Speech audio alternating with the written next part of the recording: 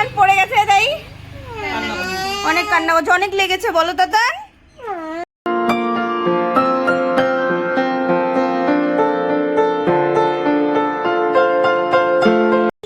Hello everyone, welcome back to my channel.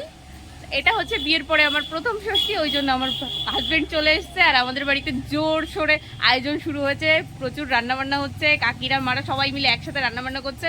আর আমি আর ভাই যাচ্ছি এখন বাজারে দই মিষ্টি আনতে। তো আজকের ব্লগটা পুরো দেখতে থাকুন।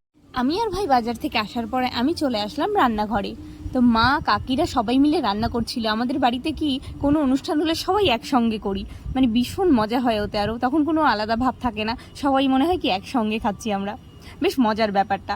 তো মা ডাল করেছিল আর পটল ভাজাটা করেছিল, কাকি মাছের ঝোলটা করে নিয়ে মাংস বসালো। তো আজকে কাকি করছিল গন্ধরাজ চিকেন। আপনাদের একদিন রেসিপি শেয়ার করব কি করে করলো।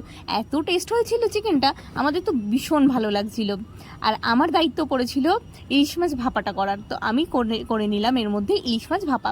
করেছিলাম হচ্ছে গ্যাসেই, মাইক্রোওভেনে আর দিইনি, সবাই যেহেতু এক জায়গায় ছিলাম ওই জন্য এক জায়গায় বসে রান্নাবান্নাটা করে নিলাম। তো ইলিশ মাছ ভাপা হয়ে যাওয়ার পরে আমার বর আর তাতান গিয়েছিল বাজারে, ওরা আবার ফিরলো। তো ওদের একটু ভিডিও করছিলাম। তাতান তো বেজায় খুশি, ও ক্যামেরার সামনে আসতে খুব ভালোবাসে। আর ও বলছিল আমিও দাদার সঙ্গে ষষ্ঠীতে আসবো। আসলে ও পাঞ্জাবি পরেছিল, তাতান বলছে আমিও ষষ্ঠীতে আসবো।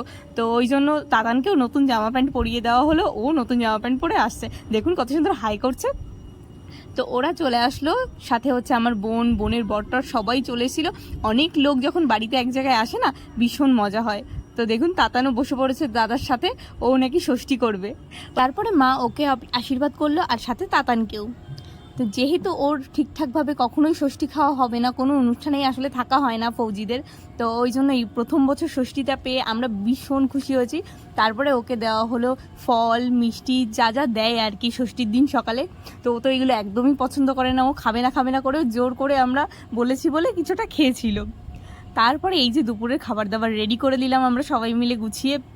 তো ও আর আমার বোনের বর দুজনে মিলে খেতে বসে গেল। এই যে আর এই যে আমাদের তাতান পড়ে গেছে তাই অনেক কান্না করছে, অনেক লেগেছে বলো তাতান। তারপর দুই জামাই মিলে খেতে বসে পড়লো। এরকম করে বরকে সামনে বসিয়ে খাওয়ানোর মজাই আলাদা। কার কেমন লাগে জানি না, আমার তো ভীষণ ভালো লাগে। এই যে ওরা সামনে বসে বসে খায় আর এইভাবে বসে থাকা, ওদের খাওয়াটা দেখা মানে একটা তৃপ্তির ব্যাপার। এইভাবে আসলে সবসময় হয় না, তো ওই জন্য হয়তো আমাদের এরকম লাগে। এটা হচ্ছে আমার বোনের মেয়ে, ওর মাত্র 6 মাস বয়স, তাই ও বসা শিখে গেছে। দেখুন বসে টলমল করছে, এদিকে টলছে ওদিকে টলছে। আমরা তো ভাবছি পড়ে গেল, তো কাকিও আবার ওকে একটু ধরে রাখছিল। আর ভাই ওকে এই যে প্রথম দুধ ভাত খাওয়াচ্ছে, কারণ ওর মুখে প্রসাদ হয়েছে, তারপরে মামা বাড়িতে দুধ ভাত খেতে এসছে, একবারে দুটো কাজ হয়ে গেল। তো ও প্রথমে মুখে এই ভাত নিয়ে ও কোক করছিল বলে আর সাহস করে ওকে দেয়নি। ও এত কিউট আর এত শান্ত, একটু কান্না করে না।